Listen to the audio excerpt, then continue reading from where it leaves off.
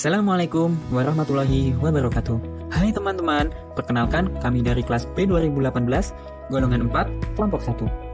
Kami beranggotakan Lukman Bagas, Laila Azizah, Marwa Diaulusna, Michelle P. Sidarta, dan Muhammad Siddiq Saputra.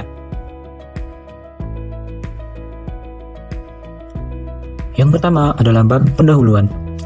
Kanker payudara tetap menjadi salah satu penyebab utama kematian terkait kanker pada wanita di seluruh dunia. Dalam beberapa tahun terakhir, kemajuan dalam pengobatan kanker payudara telah dibuat, yaitu dengan pengenalan praoperasi kemoterapi neoadjuvan atau yang disebut NACT. NACT merupakan pengobatan efektif dalam mengurangi ukuran tumor primer. CTLA-HLA-DRHI dapat memprediksi respon NACT dan beberapa pasien mencapai respon patologis lengkap. Namun, ini hanya terjadi kurang dari 50% dari pasien. Karena itu, sangat penting untuk menemukan penanda respon yang baik terhadap NACT, agar dapat langsung mengarahkan pasien ke terapi alternatif. Karena itu menghindari penyalahgunaan sumber daya dan potensi toksisitas yang terkait dengan NACT. Dalam jurnal ini, dengan analisis flow sitometri, akan dibuktikan bahwa sebagian dari CTL mengekspresikan HLA-DR lebih banyak dalam kanker payudara tanpa metastasis kelenjar getah bening aksila dibandingkan dengan kanker payudara dengan metastasis kelenjar getah bening aksila.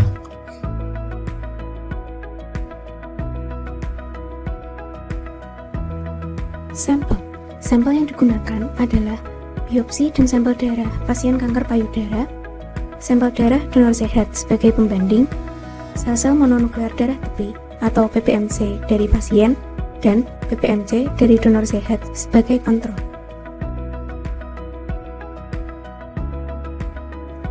Antibodi yang diperlukan untuk flow sitometri adalah antibodi monoklonal tikus terkonjugasi anti-human atau MAPS, dan yang diperlukan untuk imunofluoresensi adalah antibodi monoklonal tikus anti-human CD8 32M4 dan antibodi poliklonal kelinci anti-human HLA-DRA.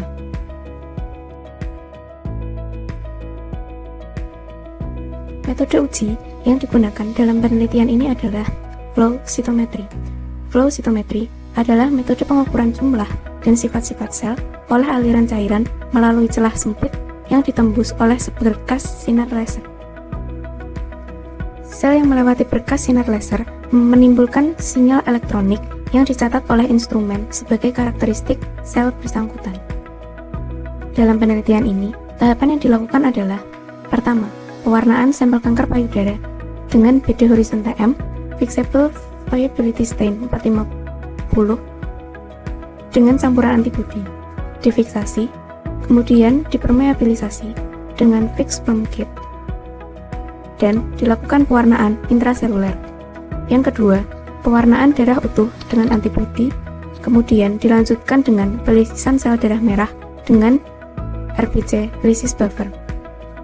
Yang ketiga, imunofenotip dengan mengklasifikasikan limfosit T sitotoksik. Dan yang keempat, dilakukan analisis data.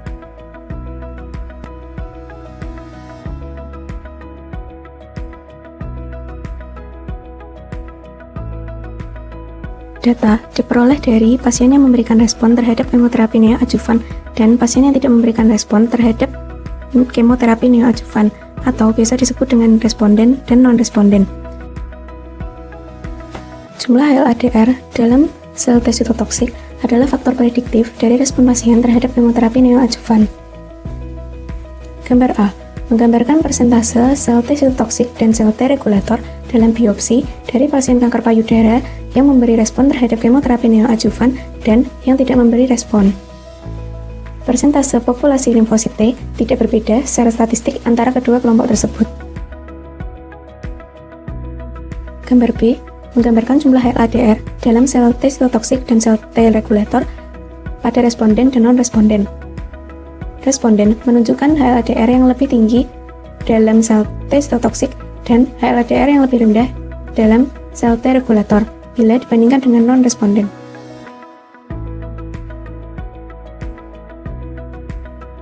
Gambar C menggambarkan ekspresi HLA-DR dalam sel T sitotoksik dan sel T regulator dengan data untuk responden dan non-responden yang diplot dalam satu kolom. Pemisahan yang kuat dari responden dan non-responden diamati sesuai dengan tingkat ekspresi HLA-DR, terutama dalam sel T sitotoksik. Gambar D menunjukkan analisis yang sama seperti pada gambar C, tetapi dilakukan untuk penanda lain yang secara teoritis dapat digunakan di klinik, seperti PDL1, PD1, CTLA4, IL10, IDO, dan TIM3. Meskipun perbedaan dapat diamati antara biopsi responden kemoterapi neoadjuvan dan non-responden, tidak satupun dari mereka yang signifikan secara statistik. Sudah ada laporan bahwa agen kemoterapi dapat mengubah imun kanker payudara, biasanya dengan meningkatkan aktivitas antitumor sel T sitotoksik. Sampel-sampel yang telah dianalisis dengan flow cytometry menunjukkan bahwa non-responden memiliki sel T sitotoksik dengan HLA-DR yang lebih rendah dan sel T regulatory dengan HLA-DR yang tinggi secara non-statistik bila dibandingkan dengan responden. Hal ini menandakan bahwa HLA-DR sel T sitotoksik dengan HLA-DR di atas nilai ambang batas berpotensi diimplementasikan di klinik untuk membedakan responden dan non-responden kemoterapi neoadjuvan.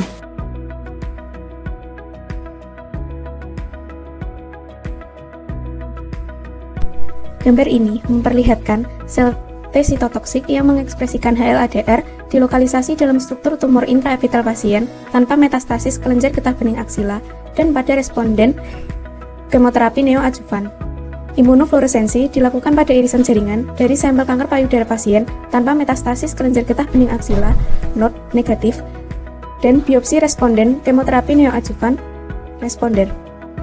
Sel T sitotoksik tampak berwarna hijau di bagian panel kiri, dan HLA-DR tampak berwarna merah di bagian panel tengah. Inti sel diwarnai biru dengan dapi, dan 3 perwarnaan yang digabung tampak di panel bagian kanan. Baik dalam sampel bedah dari pasien tanpa metastasis kelenjar getah bening aksila dan dalam biopsi pasien dengan respon yang baik terhadap kemoterapi neoadjuvan, sel T sitotoksik yang mengekspresikan HLA-DR terutama terdapat pada struktur tumor intraepitel dibandingkan pada jaringan normal di sekitarnya. Hal ini menunjukkan bahwa keberadaan HLA-DR positif sel T sitotoksik sangat dekat dengan antigen tumor dan faktor-faktor terlarut yang dilepaskan oleh tumor.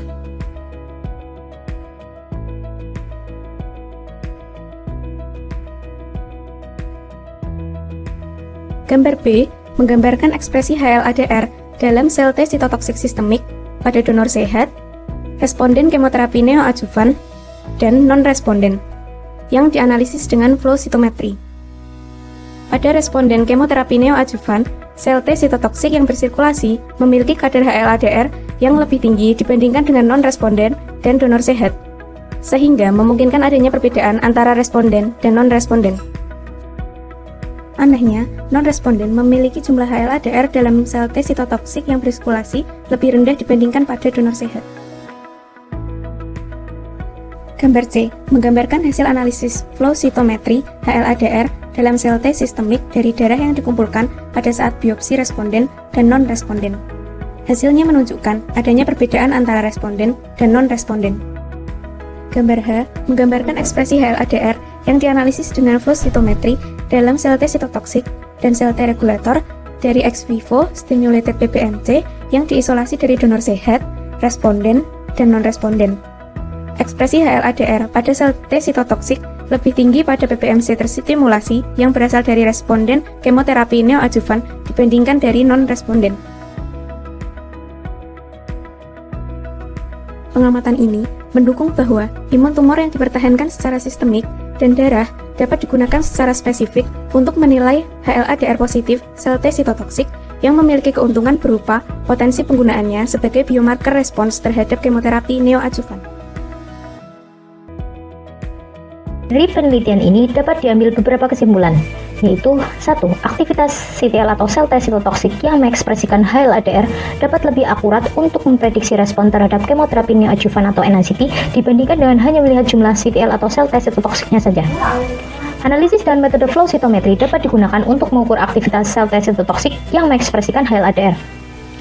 Ekspresi HLA-DR ditemukan lebih tinggi pada sel T sitotoksik dan lebih rendah pada sel T regulator pada pasien responden NICT dibandingkan dengan pasien non-responden NICT.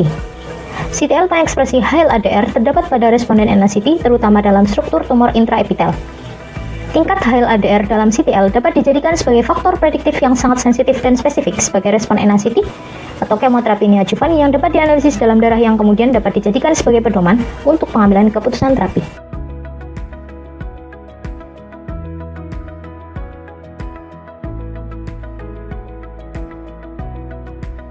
Pertanyaan dan jawaban terkait praktikum kedua isolasi dan uji proliferasi limfosit. Pertanyaan pertama, sel limfosit apa yang diisolasi? Sel limfosit yang diisolasi pada jurnal kali ini yaitu sel limfosit T yang terdapat dalam PBMC atau Peripheral Blood Mononuklear Cell. Pertanyaan kedua, dari mana sel limfosit diperoleh? Sel limfosit ini diperoleh dari sel PBMC yang diisolasi dari darah perifer pasien yang memiliki kanker payudara dan pasien sehat. Pertanyaan ketiga, bagaimana cara memperoleh sel limfosit? Karena sel limfosit terdapat dalam sel PBMC, maka langkah pertama yaitu isolasi PBMC dengan metode sentrifugasi gradient Vicol yang kemudian akan menghasilkan bagian jinji keruh yang disebut dengan pevicot yang berisi sel PBMC, yang kemudian dilakukan penyortiran sel untuk memisahkan sel limfosit T dengan sel limfosit yang lain. Pertanyaan keempat, aktivitas apa dari sel limfosit yang diamati? Aktivitas sel limfosit yang diamati adalah aktivasi limfosit T yang mengekspresikan HLA-DR. Pertanyaan kelima, bagaimana cara mengukur aktivitas sel limfosit? Caranya adalah dengan menggunakan flow cytometry multipanel untuk melihat ekspresi HLA-DR pada CTL. Pertanyaan keenam, bagaimana hasil pengukuran aktivitas sel limfosit pada paper tersebut? Yang pertama, pasien kanker payudara tanpa metastasis memiliki kelenjar limfa aktivasi limfosit T yang menunjukkan ekspresi HLA-DR jauh lebih tinggi pada CTL dan lebih rendah pada sel Treg dibandingkan dengan pasien kanker payudara dengan metastasis kelenjar limfa. Dalam hal penelitian ini, menandakan tingkat ekspresi HLA-DR dapat membedakan status pasien tanpa metastasis dengan pasien metastasis kelenjar limfa. Yang kedua, pada responden NACT dan non-responden NACT memiliki persentase populasi limfosit T tidak berbeda secara statistik antara kedua kelompok. Selain itu, pada responden NACT menunjukkan tingkat HLA-DR yang lebih tinggi dalam CTL dan tingkat HLA-DR yang lebih rendah pada sel Treg bila dibandingkan dengan non-responden NACT.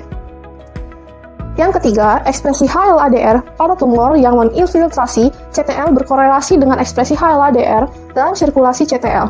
CTL yang bersirkulasi memiliki kadar HLA-DR yang lebih tinggi pada responden NACT dibandingkan dengan non-responden dan donor sehat.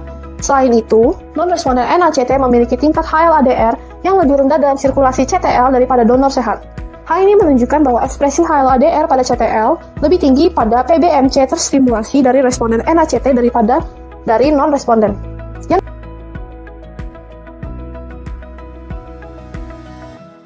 Pertanyaan ketujuh, bagaimana kesimpulannya terkait aktivitas sel limfosit pada paper tersebut? Aktivitas CTL yang mengekspresi HLA-DR ini dapat dijadikan sebagai prediktor respon NACT yang kemudian dapat dijadikan sebagai pengambil keputusan terapi.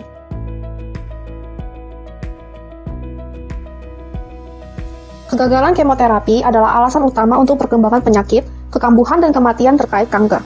Dan dari beberapa hasil yang diperoleh dalam paper ini menyiratkan bahwa status kekebalan tumor tercermin oleh tingkat HLA-DR dalam CTL yang dapat dinilai dengan mudah dalam darah. Sehingga ekspresi HLA-DR dalam CTL ini mampu dijadikan sebagai prediktor potensial sensitif dan spesifik untuk respon NACT. Terima kasih telah menonton video presentasi kami. Semoga bermanfaat dan semangat menjalani responsi.